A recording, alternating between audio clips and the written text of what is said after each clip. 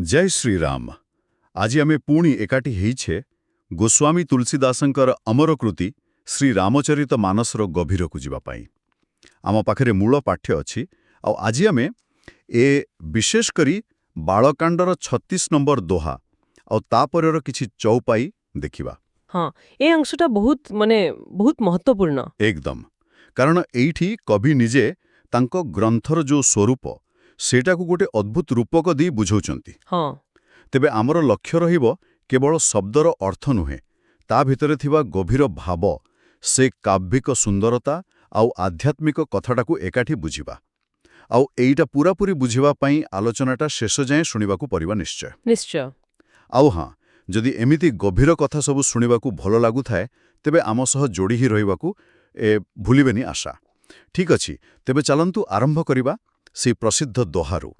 ମୁଁ ପଢ଼ୁଛି, ଦେଖନ୍ତୁ। ହଁ ଶୁଠି ସୁନ୍ଦର ସମ୍ବାଦବର ବିରଚେ ବୁଦ୍ଧି ବିଚାରି ତେଇ ଏହି ପାବନ ଶୁଭଗସର ଘାଟ ମନୋହର ଚାରି। ଏଇଟା ହେଲା 36 ନମ୍ବର ଦୋହା। ସୁନ୍ଦର ସମ୍ବାଦ ଓ ଚାରି ମନୋହର ଘାଟ, ମାନେ ଏଇଠୁ ହିଁ ତ ସିଧା ସୂଚନା ମିଳୁଛି ଯେ ରାମଚରିତମାନସ ଗୋଟେ ସରୋବର। ହଁ କିନ୍ତୁ ଏଇ ଚାରିଟା ଘାଟ ଏଗୁଡ଼ା କ'ଣ ହେଇପାରେ? ଏଇଟା ଗୋଟେ ବହୁତ ଭଲ ପ୍ରଶ୍ନରୁ ଆରମ୍ଭ କଲେ ଆପଣ।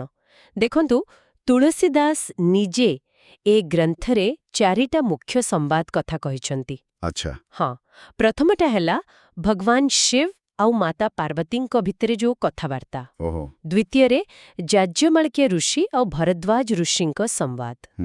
ତୃତୀୟରେ କାକଭୂଷୁଣ୍ଡେ ଆଉ ଗରୁଡ଼ଙ୍କ ଭିତରେ ଯୋଉ ସମ୍ବାଦ ହେଇଥିଲା। ହଁ ହଁ। ଆଉ ଚତୁର୍ଥରେ କୁହାଯାଏ ତୁଳସୀଦାସ ନିଜ ମନ ସାଙ୍ଗରେ ବି ସମ୍ବାଦ କରିଛନ୍ତି। ତ ଏଠି କବି କହୁଛନ୍ତି ସେ ଏଇ ଯୋଉ ଶ୍ରେଷ୍ଠ ଆଉ ସୁନ୍ଦର ସମ୍ବାଦଗୁଡ଼ିକ ଅଛି ତାକୁ ନିଜ ବୁଦ୍ଧିରେ ଭଲ ଭାବରେ ବିଚାର କରିକି ଲେଖିଛନ୍ତି। ଆଉ ଏଇ ଚାରିଟା ସମ୍ବାଦ ହିଁ ଏଇ ପବିତ୍ର ସୁନ୍ଦର ରାମଚରିତ ମାନସ ରୂପକ ସରୋବରର ଚାରିଟା ସୁନ୍ଦର ଘାଟ ପରି। ଆଚ୍ଛା। ଯେମିତି ଘାଟ ଦେଇ ଆମେ ପୋଖରୀ ଭିତରକୁ ପଶୁ, ସେମିତି ଏଇ ସମ୍ବାଦଗୁଡ଼ିକ ହେଲା ରାମକଥା ରୂପକ ଅମୃତ ପାଖକୁ ଯିବାର ଅଲଗା ଅଲଗା ରାସ୍ତା। ମାନେ ଭିନ୍ନ ଭିନ୍ନ ପ୍ରକାରର ଶ୍ରୋତା ବା ଯିଏ ଜାଣିବାକୁ ଚାହୁଁଛି ତା ପାଇଁ। ଏଇଟା ଦେଖଉଛି ଯେ ଏଇ ଗ୍ରନ୍ଥ କେବଳ କାହାଣୀ ନୁହେଁ, ଏକ ଗଭୀର ଆଧ୍ୟାତ୍ମିକ ଜଳାଶୟ, ଯେଉଁଠି ଅଲଗା ଅଲଗା ବାଟରେ ଯାଇ ଶାନ୍ତି ଆଉ ଜ୍ଞାନ ମିଳିପାରିବ। ବାଃ, ଏଇଟା ତ ବହୁତ ଚମତ୍କାର ବିଚାର। ଚାରିଟା ଅଲଗା ଅଲଗା ସମ୍ବାଦ, ଚାରିଟା ଦୃଷ୍ଟିକୋଣ, ସବୁ ଯାଇ ସେଇ ଗୋଟିଏ ମାନସ ସରୋବରରେ ମିଶୁଛି। ହଁ, ଏଇ ସରୋବର କଥାଟାକୁ ଆଗକୁ ନେଇ କବି ପର ଚୌପାଇରେ କ'ଣ କହୁଛନ୍ତି ଆସନ୍ତୁ ଦେଖିବା। ସପ୍ତ ପ୍ରବନ୍ଧ ସୁଭଗ ସୋପାନା ଜ୍ଞାନ ନୟନ ନିରଖତା ମାନମାନା ରଘୁପତି ମହିମା ଅଗୁନା ଅବାଧା ବରନବ ସୋଇ ବରବାରି ଅଗାଧା। ଏଠି 7ଟା କାଣ୍ଡକୁ କହିଲେ 7ଟି ସୋପାନ ବା ପାହାଚ। ହଁ ଆଉ ପ୍ରଭୁଙ୍କ ମହିମାକୁ କହିଲେ ଅସୀମ ଜଳ। ମାନେ ଏଠି ଖାଲି ଗ୍ରନ୍ଥର ଗଠନ ନୁହେଁ, ତା ଭିତରର ମୂଳ କଥାଟାକୁ ବି ଯୋଡୁଛନ୍ତି ସରୋବର ସହ। ଏକଦମ। କିନ୍ତୁ ସେ କହିଲେ ଜ୍ଞାନ ନୟନରେ ଦେଖିଲେ ମନ ମାନିଯାଏ। ଏହାର ମାନେ କ'ଣ? ଏଟା ବହୁତ ଜରୁରୀ କଥା। ତୁଳସୀଦାସ କହୁଛନ୍ତି ରାମଚରିତ ମାନସର ଯୋଉ 7ଟା କାଣ୍ଡ ଅଛି, ବାଳ, ଅୟୋଧ୍ୟା, ଅରଣ୍ୟ, ଏମିତି ଉତ୍ତରକାଣ୍ଡ ପର୍ଯ୍ୟନ୍ତ, ଏଗୁଡ଼ାକୁ ଖାଲି କାହାଣୀର ଅଲଗା ଅଲଗା ଭାଗ ନୁହେଁ। ଏଗୁଡ଼ା ହେଲା ସେଇ ପବିତ୍ର ପୋଖରୀକୁ ଓହ୍ଲେଇବା ପାଇଁ ଥିବା 7ଟା ସୁନ୍ଦର ପାହାଚ, ଗୋଟେ ପରେ ଗୋଟେ। ଆଚ୍ଛା, ଗୋଟେ କ୍ରମରେ ଆଗକୁ ଯିବା ପାଇଁ। ହଁ, କିନ୍ତୁ ସେ ସାବଧାନ ବି କରଉଛନ୍ତି ଯେ ଖାଲି ବାହାରୁ ଦେଖିଲେ କି କେବଳ ଗପ ପରି ପଢ଼ିଦେଲେ ଏହାର ପ୍ରକୃତ ସୁନ୍ଦରତା ବା ଗଭୀରତା ବୁଝା ପଡ଼ିବନି। ଯେତେବେଳେ ଜଣେ ଜ୍ଞାନ ନୟନରେ, ମାନେ ବିବେକ, ଭକ୍ତି ଆଉ ଭିତରର ଦୃଷ୍ଟି ନେଇ ଆହାକୁ ଦେଖେ କି ପଢ଼େ, ସେତେବେଳେ ଯାଇ ତା ମନ ଶାନ୍ତି ପାଏ। ସେ ଏହାର ପ୍ରକୃତ ମହତ୍ତ୍ୱଟାକୁ ଅନୁଭବ କରେ। ବୁଝିଲି। ଆଉ ସେ ସରୋବରର ପାଣିଟା କ'ଣ? ସେଇଟା ହେଉଛି ଶ୍ରୀ ରଘୁନାଥଙ୍କର ମହିମା। କିନ୍ତୁ କେମିତି ମହିମା? ଅଗୁଣ, ମାନେ ଯାହା ସତ୍ତ୍ୱ ରଜ ତମ ଗୁଣରୁ ପରେ, ଗୁଣାତୀତ। ଅବାଧା, ଯାହା ଅବିନାଶୀ, ଯାହାର କିଛି ସୀମା ନାହିଁ, ଯାହାକୁ କେହି ବାଧା ଦେଇ ପାରିବେନି। ଅସୀମ। ହଁ, ଏହି ଅସୀମ ଅଗାଧ ଗୁଣାତୀତ ମହିମା ହିଁ ସେହି ସରୋବରର ସବୁଠାରୁ ଭଲ ପାଣି। ସେହି ମହିମା ରୂପକ ପାଣିରେ ହିଁ ଭକ୍ତ ବୁଡ଼ ପକେଇ ଆନନ୍ଦ ଆଉ ମୁକ୍ତି ପାଏ। ତେଣୁ କାଣ୍ଡଗୁଡ଼ାକ ହେଲା ରାସ୍ତା, ଆଉ ପ୍ରଭୁଙ୍କର ମହିମା ହେଲା ଲକ୍ଷ୍ୟ ବା ସେଇ ପବିତ୍ର ଜଣ। ବହୁତ ବହୁତ ସୁନ୍ଦର ଭାବରେ ବୁଝିଲେ। ଗ୍ରନ୍ଥର ଗଠନ ହେଲା ପାହାଡ଼ ଆଉ ଭଗବାନଙ୍କର ମହିମା ହେଲା ସେଇ ଅସୀମ ପାଣି। ଏହାପରେ ତ କବି ସରୋବରର ବର୍ଣ୍ଣନାକୁ ଆହୁରି ଭିତରକୁ ନେଇଛନ୍ତି, ଯେଉଁଠି ସେ କାବ୍ୟର ଯେତେ ଅଙ୍ଗ ଅଛି ସେସବୁକୁ ଏହି ସରୋବରର ଅଂଶ ବୋଲି ଦେଖାଉଛନ୍ତି। ହଁ। ଆସନ୍ତୁ ସେ ପଦଗୁଡ଼ିକୁ ଶୁଣିବା। ରାମ ସିୟ ଯଶସଲୀଲ ସୁଧାସମ, ଉପମା ବିଚି ବିଲାସ ମନୋରମ, ପୁରେନି ସଘନ ଚାରୁ ଚୌପାଇ, ଯୁଗୁତି ମଞ୍ଜୁ ମନି ସିପ ସୁହାଇ। ଆଉ ତାପରେ ଛନ୍ଦ ସୋରଠା ସୁନ୍ଦର ଦୋହା, ସୋଇ ବହୁରଙ୍ଗ କମଲ କୁଲ ସୋହା, ଅରଥ ଅନୂପ ସୁମାව ସୁଭାଷା, ସୋଇ ପରାଗ ମକରନ୍ଦ ସୁଭାଷା। ବାଃ, ଏଠି ତା ଗୋଟେ ପୂରା ପୋଖରୀର ଚିତ୍ର ଆସିଗଲା। ପାଣି, ଢେଉ, ପଦ୍ମପତ୍ର, ମଣି, ଶାମୁକା, ପଦ୍ମଫୁଲ, ଏପରିକି ଫୁଲର ପରାଗ, ମହୁ ଆଉ ବାସ୍ନା ଯାଏ। ହଁ ହଁ ଏଇଟା କ'ଣ ଖାଲି କବିତାକୁ ସଜେଇବା ପାଇଁ, ନା ଏହାର ବି କିଛି ଗଭୀର କଥା ଅଛି? ସଜେଇବା କଥା ନୁହେଁ, ଏଟା ତୁଳସୀଦାସଙ୍କ ଦେଖିବାର ଯୋଉ ଢଙ୍ଗ, ତାକୁ ଦେଖଉଛି। ସେ କହିବାକୁ ଚାହୁଁଛନ୍ତି ଯେ ଏଇ ଗ୍ରନ୍ଥରେ କବିତାର ସୁନ୍ଦରତା ଆଉ ଆଧ୍ୟାତ୍ମିକ ସତ୍ୟ, ଏ ଦୁଇଟା ଅଲଗା ନୁହେଁ, ପୂରାପୂରି ମିଶିକି ଅଛି। ଆଚ୍ଛା। ଆସନ୍ତୁ ଟିକେ ଦେଖିବା। ପ୍ରଥମେ ସାର କଥାଟା କ'ଣ? ଶ୍ରୀରାମ ଆଉ ମା ସୀତାଙ୍କ ଯଶ ବା କୀର୍ତ୍ତି, ସେଇଟା ହିଁ ସେ ପୋଖରୀର ମୂଳ ପାଣି। କିନ୍ତୁ କେମିତି ପାଣି? ସୁଧାସମ, ମାନେ ଅମୃତ ପରି। ଅମୃତ ଜଳ। ହଁ, ଏଇଟା ଖାଲି ପବିତ୍ର ନୁହେଁ, ମୃତ୍ୟୁକୁ ବି ଜିଣିପାରେ। ତାପରେ ଯୋଉ ଉପମା ସବୁ ଦିଆହେଇଛି, ସେଗୁଡ଼ାକ ହେଲା ସେଇ ଅମୃତ ପାଣିରେ ଉଠୁଥିବା ସୁନ୍ଦର ଢେଉ ବା ଲହରୀ, ବିଚି ବିଲାସ। ଉପମାଗୁଡ଼ାକ ହିଁ କବିତାକୁ ଜୀବନ୍ତ କରେ। ଠିକ୍।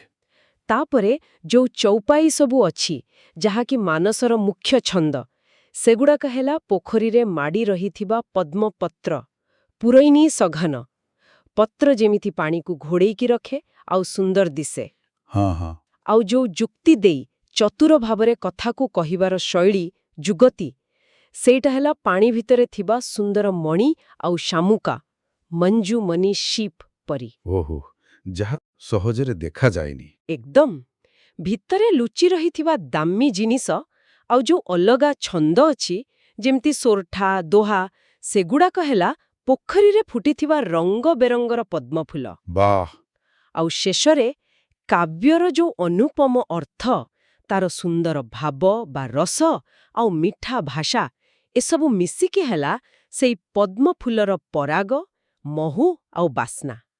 ଏଇଟାକୁ ଖାଲି ପଢ଼ି ହୁଏନି, ଏହାକୁ ଅନୁଭବ କରିହୁଏ, ମନକୁ ଆନନ୍ଦ ଦିଏ। ତେଣୁ ଦେଖନ୍ତୁ, ତୁଳସୀଦାସ କେମିତି ଦେଖାଉଛନ୍ତି ଯେ କାବ୍ୟର ପ୍ରତ୍ୟେକ ଅଂଶ, ଛନ୍ଦ, ଅଳଙ୍କାର, ଶବ୍ଦ, ଅର୍ଥ, ଭାବ, ସବୁକିଛି ସେଇ ଆଧ୍ୟାତ୍ମିକ ସରୋବରର ଗୋଟେ ଗୋଟେ ଅଙ୍ଗ। କବିତାର ସୁନ୍ଦରତା ହିଁ ଆଧ୍ୟାତ୍ମିକ ଅନୁଭବକୁ ଆହୁରି ଗଭୀର କରୁଛି। ବାସ୍ତବରେ ଏହା ଗୋଟେ ସମ୍ପୂର୍ଣ୍ଣ ଦୃଷ୍ଟିକୋଣ।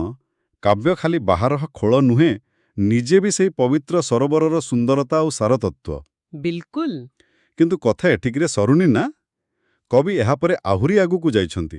ନୈତିକ ଓ ଆଧ୍ୟାତ୍ମିକ କଥା ସବୁକୁ ବି ଏହି ପୋଖରୀରେ ଜାଗା ଦେଉଛନ୍ତି। ହଁ, ସେଇଆ ଆସୁଛି। ଦେଖନ୍ତୁ, ସୁକୃତ ପୁଞ୍ଜ ମଞ୍ଜୁଲ ଅଲିମାଲା, ଜ୍ଞାନ ବିଲାଗ ବିଚାର ମରାଲା, ଧୁନି ଅବରେବ କବିତ ଗୁଣ ଜାତି, ମୀନ ମନୋହରତେ ବହୁ ଭାନ୍ତି, ଆଉ ଅର୍ଥଧର୍ମ କାମାଦିକ ଚାରି, କହବ ଜ୍ଞାନ ବିଜ୍ଞାନ ବିଚାରି, ନବରସ ଜପତପ ଯୋଗ ବିରାଗା, ତେ ସବୁ ଜଲଚର ଚାରୁ ତଳାଗା। ବାପ୍ରେ, ଏଠି ତ ଆମେ ଦେଖୁଛେ ପୁଣ୍ୟକର୍ମ, ଜ୍ଞାନ, ବୈରାଗ୍ୟ, ବିଚାର, ପୁଣି କବିତାର ଗୁଣ, ଚାରି ପୁରୁଷାର୍ଥ, 9ଟା ରସ, ଏପରିକି ଜପ, ତପ, ଯୋଗ, ବୈରାଗ୍ୟ, ଏତେ ସବୁ ସାଧନା। ଏସବୁ କେମିତି ପୋଖରୀର ଅଂଶ ହେଲେ? ଏଠି ତୁଳସୀଦାସ ସେ ସରୋବରର ଗୋଟିଏ ଜୀବନ୍ତ ପରିବେଶ ଆଙ୍କୁଛନ୍ତି, ଯେଉଁଠି ଖାଲି ସ୍ଥିର ଜିନିଷ ନାହିଁ, ଚଳପ୍ରଚଳ ହେଉଥିବା ଜୀବନ୍ତ ଜିନିଷ ବି ଅଛି। ଆଚ୍ଛା। ଦେଖନ୍ତୁ, ମଣିଷ କରିଥିବା ଭଲ କାମ ବା ପୁଣ୍ୟର ଯୋଉ ସମୂହ, ସୁକୃତପୁଞ୍ଜ, ସେଇଟା ହେଲା ପୋଖରୀର ପଦ୍ମଫୁଲ ଉପରେ ଗୁଣୁଗୁଣୁ ହେଉଥିବା ସୁନ୍ଦର ଭ୍ରମରଙ୍କର ଧାଡ଼ି, ମଞ୍ଜୁଲ ଅଲିମାଲା। ପୁଣ୍ୟ କାମ ହିଁ ତ ଆଧ୍ୟାତ୍ମିକ ଜୀବନକୁ ମଧୁର କରେ। ଠିକ୍ କଥା। ଆଉ ଆତ୍ମଜ୍ଞାନ, ଦୁନିଆ ଜିନିଷରୁ ମୁକ୍ତି ବା ବୈରାଗ୍ୟ, ଆଉ ଠିକ୍ ଭୁଲ, ସତ ମିଛକୁ ବାଛିବାର ଯୋଉ ବିଚାର ଶକ୍ତି, ଏଇ ତିନିଟା ବଡ଼ ଗୁଣ ହେଲା ସେ ପୋଖରୀରେ ନିର୍ମଳ ଭାବରେ ବୁଲୁଥିବା ହଂସ, ମରାଲା। ହଂସ ପରି? ହଁ, ହଂସ ଯେମିତି କ୍ଷୀରରୁ ପାଣି ଅଲଗା କରେ, ସେମିତି ଜ୍ଞାନ, ବୈରାଗ୍ୟ, ବିଚାର ସତକୁ ମିଛରୁ ଅଲଗା କରେ। ବଢ଼ିଆ। ଆଉ କବିତାର ଯୋଉ ମିଠା ସ୍ୱର, ତାର ଦୋଷ ନଥିବା ଗୁଣ, ଅବେରେବେ ତାର ଅଲଗା ଅଲଗା କାବ୍ୟିକ ଗୁଣ, ଆଉ ଲେଖିବାର ଯୋଉ ଅଲଗା ଅଲଗା ଶୈଳୀ, ଜାତି, ଏସବୁ ହେଲା ସେଇ ପୋଖରୀରେ ଆରାମରେ ବୁଲୁଥିବା ବିଭିନ୍ନ ପ୍ରକାରର ସୁନ୍ଦର ମାଛ। ମୀନ ମନୋହର। ବାଃ, କବିତାର ଗୁଣ ସବୁ ମାଛ ପରି। ହଁ, ଏଇଟା କାବ୍ୟର ଜୀବନ୍ତ ପଣିଆ ଆଉ ବିବିଧତାକୁ ଦେଖଉଛି। ଏହାପରେ ସେ ଆହୁରି ସଫା କରୁଛନ୍ତି ଯେ ଏ ଗ୍ରନ୍ଥରେ ଖାଲି ଗପ ନୁହେଁ, ବରଂ ସେ ଜ୍ଞାନ, ଶାସ୍ତ୍ରଜ୍ଞାନ ଆଉ ବିଜ୍ଞାନ, ଅନୁଭବରୁ ଆସିଥିବା ଜ୍ଞାନକୁ ବିଚାର କରି ମଣିଷ ଜୀବନର ଯୋଉ 4ଟା ଲକ୍ଷ୍ୟ ଅର୍ଥ, ଧର୍ମ, କାମ, ମୋକ୍ଷ ସେ ବିଷୟରେ କହିବେ। 4 ପୁରୁଷାର୍ଥ। ଏକଦମ। ଆଉ କାବ୍ୟରେ ଥିବା 9 ପ୍ରକାରର ରସ, ଶୃଙ୍ଗାରରୁ ଶାନ୍ତ ଯାଏ, ଆଉ ଆଧ୍ୟାତ୍ମିକ ସାଧନାର ଅଲଗା ଅଲଗା ବାଟ, ଯେମିତି ଭଗବାନଙ୍କ ନାଁ ଜପିବା, ତପସ୍ୟା କରିବା, ଯୋଗ ସାଧନା, ସଂସାର ପ୍ରତି ମୋହ ନ ରଖିବା ବା ବୈରାଗ୍ୟ, ହଁ, ଏ ସବୁ ହେଲା ସେଇ ସୁନ୍ଦର ପୋଖରୀରେ ରହୁଥିବା ଅଲଗା ଅଲଗା ଜଳଚର ଜୀବ, ଜଳଚର ଚାରୁତଳାଗା। ବୁଝି। ମାନେ ଏଇ ମାନସ ସରୋବର ଖାଲି କବିତାର ଜିନିଷରେ ଭରା ନୁହେଁ, ବରଂ ଜୀବନର ସବୁ ଜରୁରୀ ଲକ୍ଷ୍ୟ, ରସ, ଅନୁଭୂତି ଆଉ ସାଧନାରେ ବି ପୁରା ଭର୍ତ୍ତି। ହଁ, ପୁରା ଗୋଟେ ସମ୍ପୂର୍ଣ୍ଣ ଆଧ୍ୟାତ୍ମିକ ଦୁନିଆ। ଏହାପରେ ସେ ସାଧୁସନ୍ଥ, ଭକ୍ତି ଆଉ ଅନ୍ୟ ଭଲ ଗୁଣକୁ ବି ଏହି ପରିବେଶରେ ସାମିଲ କରୁଛନ୍ତି। ସୁକୃତି ସାଧୁନାମ ଗୁଣଗାନା, ତେ ବିଚିତ୍ର ଜଲ ବିହଗ ସମାନା, ସନ୍ତ ସଭା ଚହୁଁ ଦିଶି ଔରାଇ, ଶ୍ରଦ୍ଧା ଋତୁ ବସନ୍ତ ସମ ଗାଇ, ଭଗତି ନିରୂପନ ବିବିଧ ବିଧାନା, କ୍ଷମା ଦୟା ଦମ ଲତା ବିତାନା, समजम नियम फूल फल ज्ञाना, हरिपता रतिरस वेद बखाना, और वो कथा अनेक प्रसंगा, तै सुक पिक बहुबरन विहंगा। एठिकी आसिला बेळकु लागुची से पोखरीर चित्रटा जेमती पूरा पूरा हेगला। साधु सन्थंक सभा, श्रद्धा, भक्ति, क्षमा, दया, एपरिकी जम नियम पर्यंत समस्ते रूप करे अछंती। ନିଶ୍ଚୟ। एटा केमिति गोटे पूरा चित्र तैयारी करूची। ହଁ, ଏଇ ଶେଷ ପଦଗୁଡ଼ିକରେ ତୁଳସୀଦାସ ସେହି ସରୋବର ଆଉ ତା ଚାରିପାଖ ପରିବେଶକୁ ଆହୁରି ଜୀବନ୍ତ ଆଉ ପରିପୂର୍ଣ୍ଣ କରୁଛନ୍ତି। ଏଇଟା ଦେଖଉଛି ଯେ ଆଧ୍ୟାତ୍ମିକତା ଖାଲି ଏକୁଟିଆ କରିବା ସାଧନା ନୁହେଁ, ଏଇଟା ଗୋଟେ ମିଳିମିଶି କରିବା ଏବଂ ପରିବେଶ ସହ ଜଡ଼ିତ ଅନୁଭବ ବି। ଆଚ୍ଛା। ଦେଖନ୍ତୁ, ପୁଣ୍ୟାତ୍ମା ସାଧୁମାନଙ୍କ ନାଁ ନେବା ଆଉ ତାଙ୍କ ଗୁଣ ଗାଇବା, ସେଇଟା ହେଉଛି ପୋଖରୀରେ ଖେଳୁଥିବା ରଙ୍ଗବେରଙ୍ଗର ପାଣି କୁକୁଡ଼ା ବା ପକ୍ଷୀ, ଜଲବିହଗ। ସାଧୁଙ୍କୁ ମନେ ପକେଇଲେ ମନ ଶାନ୍ତ ହୁଏ। ହଁ, ସନ୍ଥ ମହାତ୍ମାଙ୍କର ସଭା ବା ସତ୍ସଙ୍ଗ, ସେଇଟା ହେଲା ପୋଖରୀ ଚାରିପଟେ ଥିବା ସୁନ୍ଦର ଆମ୍ବ ବଉଳର ବଗିଚା, ଔରାଇ। ସତ୍ସଙ୍ଗ ଆଧ୍ୟାତ୍ମିକ ଜୀବନକୁ ବାସ୍ନା ଆଉ ଥଣ୍ଡା ଦିଏ। ଶ୍ରଦ୍ଧା, ମାନେ ଭଗବାନ, ଗୁରୁ, ଶାସ୍ତ୍ର ଉପରେ ପକ୍କା ବିଶ୍ୱାସ, ଏହାକୁ ସବୁଠୁ ସୁନ୍ଦର ଋତୁ ବସନ୍ତ ସହ ତୁଳନା କରାଯାଇଛି। ବସନ୍ତ ଋତୁ। ହଁ, ବସନ୍ତ ଯେମିତି ସବୁକୁ ନୂଆ ଜୀବନ ଦିଏ, ଶ୍ରଦ୍ଧା ସେମିତି ଭକ୍ତି, ଜ୍ଞାନ ସବୁ ସାଧନକୁ ବଢ଼ାଏ ଆଉ ସଫଳ କରେ। ଶ୍ରଦ୍ଧା ନଥିଲେ କିଛି ନୁହେଁ। ବିଲକୁଲ।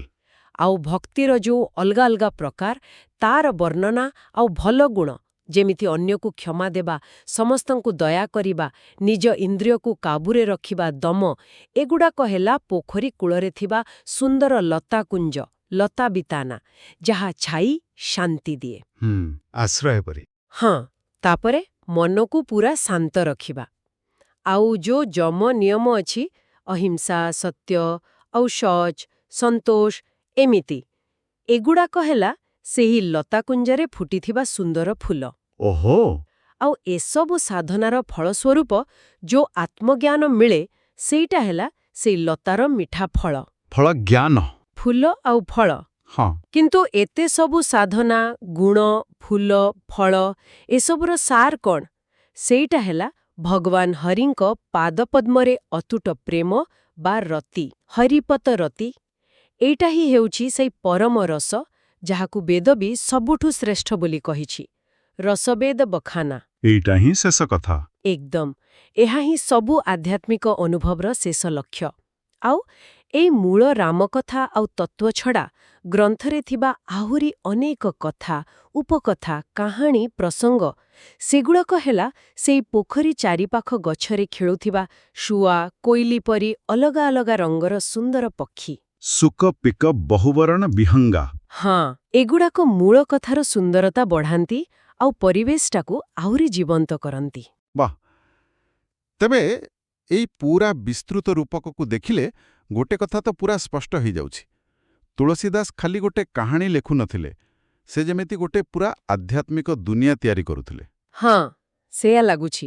ଏତେ ଭିତରକୁ ଯାଇ ଏ ସରୋବର କଥା କହିବା ପଛରେ ତାଙ୍କର ମୂଳ ଉଦ୍ଦେଶ୍ୟ କ'ଣ ଥାଇପାରେ ବୋଲି ଆପଣ ଭାବୁଛନ୍ତି? ଦେଖନ୍ତୁ, ଯଦି ଆମେ ପୁରା ଜିନିଷଟାକୁ ଏକାଠି ଦେଖିବା, ଲାଗୁଛି ତୁଳସୀଦାସ ରାମଚରିତମାନସକୁ ଖାଲି ଗୋଟେ ମହାକାବ୍ୟ କି ପୁରାଣ ଗପ ଭାବରେ ଦେଖୁନାହାନ୍ତି। ତାଙ୍କ ଆଖିରେ ଏହା ଗୋଟେ ଜୀବନ୍ତ, ପବିତ୍ର, ଆଧ୍ୟାତ୍ମିକ ପରିବେଶ, ଗୋଟେ ମାନସ ସରୋବର। ଆଉ ଏଇ ରୂପକ ଦେଇ ସେ ବୋଧେ ଅନେକ ଜରୁରୀ କଥା କହିବାକୁ ଚାହୁଁଛନ୍ତି। ଯେମିତି ପ୍ରଥମ କଥା ହେଲା ଗ୍ରନ୍ଥର ଗଭୀରତା, ପବିତ୍ରତା ଆଉ କେତେ ବଡ଼ ଏଟା। ଯେମିତି ଗୋଟେ ବଡ଼ ପୋଖରୀରେ ବହୁତ ପାଣି ଥାଏ, ଅନେକ ଜୀବଜନ୍ତୁ, ଗଛଲତା ଥାଏ, ସେମିତି ଏ ଗ୍ରନ୍ଥ ଭିତରେ ଜ୍ଞାନ, ଭକ୍ତି, କବିତା, ନୀତିଶିକ୍ଷା, ସାଧନା ସବୁ ରହିଛି। ହଁ, ଦ୍ୱିତୀୟରେ, ଯିଏ ପଢ଼ିବ ବା ଶୁଣିବ ତା ପାଇଁ ଗୋଟେ ଆହ୍ୱାନ। ସେ କହୁଛନ୍ତି ଖାଲି କୂଳରେ ଠିଆ ହୁଅନି, ବରଂ ଏଇ ମାନସ ସରୋବରରେ ଶ୍ରଦ୍ଧାରେ ବୁଳ ପକାଅ, ଜ୍ଞାନ ନୟନ ନିରଖତ। ଭିତରକୁ ଯାଅ। ହଁ, ଏହାର ପ୍ରତ୍ୟେକ ଅଂଶକୁ କବିତାର ସୁନ୍ଦରତାଠୁ ଆରମ୍ଭ କରି ଆଧ୍ୟାତ୍ମିକ କଥା ଯାଏ ଅନୁଭବ କର। ତୃତୀୟ କଥା ହେଲା ପଢ଼ିବା କାମଟାକୁ ଗୋଟେ ଆଧ୍ୟାତ୍ମିକ ଯାତ୍ରା ବା ପବିତ୍ର ସ୍ନାନରେ ବଦଳି ଦେବା। ଯେମିତି ତୀର୍ଥ ପୋଖରୀରେ ଗାଧେଇଲେ ପାପ ଯାଏ, ମନ ପବିତ୍ର ହୁଏ, ସେମିତି ଏଇ ମାନସ ଗ୍ରନ୍ଥରେ ମନ ଦେଲେ ମନ ଆଉ ଆତ୍ମା ଶୁଦ୍ଧ ହୁଏ, ଶାନ୍ତି ମିଳେ। ଆଉ ଚତୁର୍ଥରେ, ସବୁକୁ ମିଶେଇବାର ବାର୍ତ୍ତା। ଏଠି କବିତା ଆଉ ଦର୍ଶନ, ଜ୍ଞାନ ଆଉ ଭକ୍ତି, ନିଜ ସାଧନା ଆଉ ସମାଜ ପାଇଁ ଭଲ ଗୁଣ, କେହି କାହାଠୁ କମ୍ ନୁହେଁ, ସବୁ ମିଶିକି ଗୋଟେ ସୁନ୍ଦର ସମ୍ପୂର୍ଣ୍ଣ ଚିତ୍ର ତିଆରି କରୁଛନ୍ତି। ତେଣୁ ଏଇ ସରୋବର ରୂପକଟା ଖାଲି ଗୋଟେ ଅଳଙ୍କାର ନୁହେଁ, ଏଇଟା ରାମଚରିତମାନସର ଆତ୍ମା ଆଉ ଉଦ୍ଦେଶ୍ୟକୁ ବୁଝିବାର ଗୋଟେ ଚାବିକାଠି ପରି। ଅଦ୍ଭୁତ, ବାସ୍ତବରେ ଅଦ୍ଭୁତ ବିଶ୍ଳେଷଣ। ତେବେ ଆଜି ଆମେ ଦେଖିଲେ କେମିତି ଗୋସ୍ୱାମୀ ତୁଳସୀଦାସ ଏତେ ସୁନ୍ଦର ଭାବରେ ରାମଚରିତମାନସକୁ ଗୋଟେ ପବିତ୍ର ସରୋବର ଭାବେ ଦେଖେଇଛନ୍ତି। ହଁ, ଚାରିଟା ସମ୍ବାଦ ତାର ଚାରିଘାଟ, ସାତକାଣ୍ଡ ତାର ସାତ ପାହାଚ, ଶ୍ରୀରାମ ସୀତାଙ୍କ ଯଶ ତାର ଅମୃତ ପାଣି। ବିଲକୁଲ। କାବ୍ୟର ଛନ୍ଦ, ଅଳଙ୍କାର, ଭାବ, ଭାଷା ସବୁକିଛି ସେଇ ପୋଖରୀର ପଦ୍ମ, ମଣି, ଫୁଲ, ବାସ୍ନା। ଏପରିକି ଜ୍ଞାନ, ବୈରାଗ୍ୟ, ଭକ୍ତି, ଭଲ ଗୁଣ, ସାଧୁସନ୍ଥ ସମସ୍ତେ ଏଇ ଆଧ୍ୟାତ୍ମିକ ପରିବେଶର ଗୋଟେ ଗୋଟେ ଅଂଶ। ଆଶା କରୁଛୁ ଏଇ ଆଲୋଚନାଟା ଶ୍ରୋତାମାନଙ୍କୁ ନିଶ୍ଚୟ ଭଲ ଲାଗିଥିବ ଆଉ ରାମଚରିତମାନସର ଏଇ ଅଂଶକୁ ଗୋଟେ ନୂଆ ଦୃଷ୍ଟିରୁ ବୁଝିବାରେ ସାହାଯ୍ୟ କରିଥିବ। ହଁ, ସେଇଆ ଆଶା। ଯଦି ଏହା ସତରେ କିଛି କାମରେ ଆସିଲା ପରି ଲାଗିଥାଏ, ତେବେ ଏହାକୁ ଅନ୍ୟ ଶ୍ରଦ୍ଧାଳୁ ଆଉ ଯିଏ ଜାଣିବାକୁ ଚାହାନ୍ତି ସେମିତି ବନ୍ଧୁମାନଙ୍କ ସହ ନିଶ୍ଚୟ ସେୟାର କରିବେ।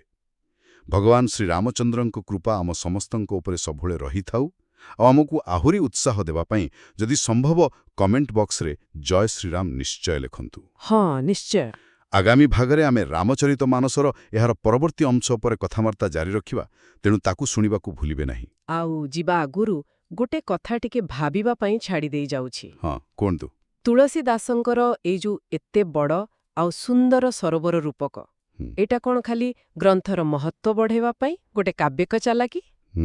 ନା, ଏଇଟା ପ୍ରକୃତରେ ପାଠକ ବା ଶ୍ରୋତାଙ୍କୁ ମାନସିକ ଆଉ ଆଧ୍ୟାତ୍ମିକ ଭାବରେ ସେଇ ଗଭୀର ଅନୁଭୂତି ପାଇଁ, ସେଇ ମାନସ ସରୋବରରେ ସ୍ନାନ କରିବାର ଯୋଗ୍ୟତା ପାଇଁ ପ୍ରସ୍ତୁତ କରିବାର ଗୋଟେ ସଚେତନ ଚେଷ୍ଟା। ବହୁତ ବଡ଼ ପ୍ରଶ୍ନ। ହଁ, ଏହା ଉପରେ ନିଶ୍ଚୟ ବିଚାର କରିବେ। ଜୟ ଶ୍ରୀରାମ। ଆପଣ ଶୁଣୁଛନ୍ତି ରେଡିଓ ତୋଷାଳୀ, ଆମ ମାଟିର ସ୍ୱର।